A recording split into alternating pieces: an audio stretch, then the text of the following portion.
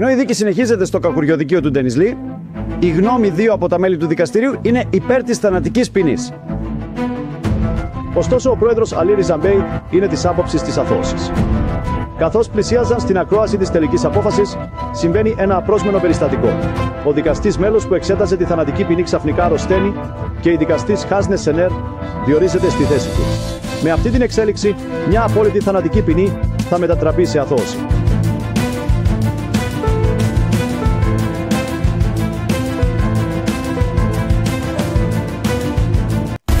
Όταν ήμασταν στο Λύκειο, κοιτάξαμε από την αυλή του σχολείου και είδαμε ότι η αστυνομία είχε περικυκλώσει την Εζρά.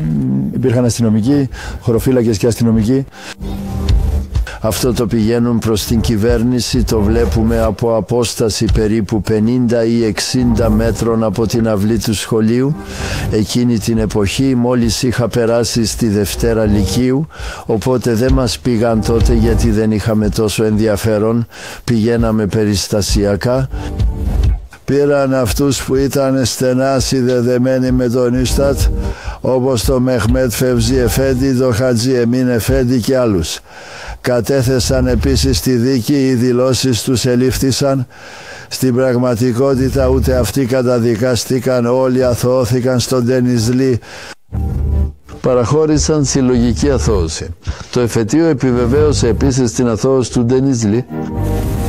Το δικαστήριο του Ντενιζλή σηματοδοτεί μια πολύ κρίσιμη περίοδο όσον αφορά τη ζωή του Μπεντιουζαμάν και την υπηρεσία του Ρισάλε Νούρ. Αυτό συμβαίνει υπό τις συνθήκες του 1943 έως 1944.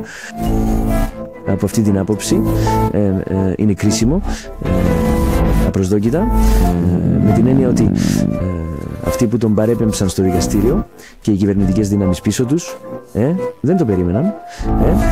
Ένας από τους δικαστές είναι από το κακουριοδικείο.